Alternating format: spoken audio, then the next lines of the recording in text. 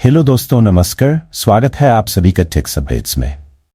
चलिए दोस्तों, शुरू करते हैं आज के वीडियो को। दोस्तों, जीएसटी के तहत आवश्यक वस्तुओं को या तो छूट दी गई या उन्हें निचले कर स्लैब में रखा गया है, जबकि विलासिता और अहितकर वस्तुओं पर सबसे ऊंचा कर स्लैब लागू है। विलासिता और अहितकर वस्तुओं पर सबसे अधिक 30% स्लैब के ऊपर उपकर लगता है। दोस्तों, गुड्स एंड सर्विस टैक्स यानी जीएसटी रेट को युक्तिसंगत बनाने पर ग्रुप ऑफ मिनिस्टर यानी जीओएम की बैठक 5 सितंबर को होगी।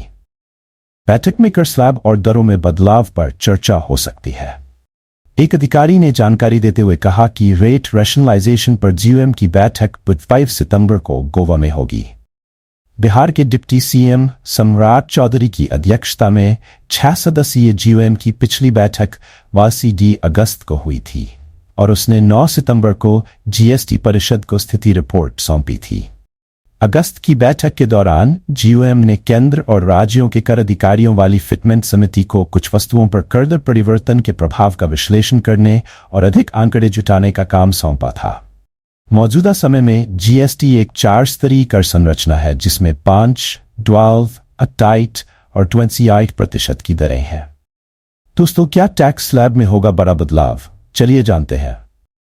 जीएसटी के तहत आवश्यक वस्तुओं को या तो छूट दी गई है या उन्हें निचले कर स्लैब में रखा गया है, जबकि विलासिता और अहितकर वस्तुओं पर सबसे ऊंचा कर स्लैब लागू है। विलासिता और अहितकर वस्तुओं पर सबसे अधिक 8% स्लैब के ऊपर उपकर लगता है। जीएसटी के 12% टैक्स स्लैब को मिलाने की बात चल रही है, लेकिन अभी तक कोई प्रस्ताव नहीं आया है। लगभग 12% के आसपास औसत जीएसटी दर 50.3% की राजस्व तटस्थ दर से नीचे गिर गई है। इसने जीएसटी दर युक्तिकरण पर चर्चा शुरू करने की आवश्यकता को जन्म दिया है। दोस्तों, आइए जानते हैं ऐसे कौन कौन से राज्यों ने किया बदलाव का विरोध। पश्चिम बंगाल और कर्नाटक जैसे राज्य फिलहाल जीएसटी स्लैब में बदलाव के पक्ष में नहीं है। अगस्त में मंत्री समूह की बैठक के बाद पश्चिम बंगाल की वित्त मंत्री चंद्रिमा भट्टाचार्य ने कहा था, मैंने कहा है कि जीएसटी स्लैब में कोई बदलाव नहीं होना चाहिए। कर्नाटक के राजस्व मंत्री कृष्ण बैरेगौड़ा ने कहा था कि मंत्री समूह को यह विश्लेषण करना है कि क्या जीएसटी प्रणाली को छेड़ने की आवश्यकता है, जो अब मोटे तौर पर स्थिर हो गई है। उन्होंने कहा था कि इसे बिगाड़ने से आपको क्या हासिल होगा। हमने कहा कि अगली बैठक में हम इस पर चर्चा करेंगे।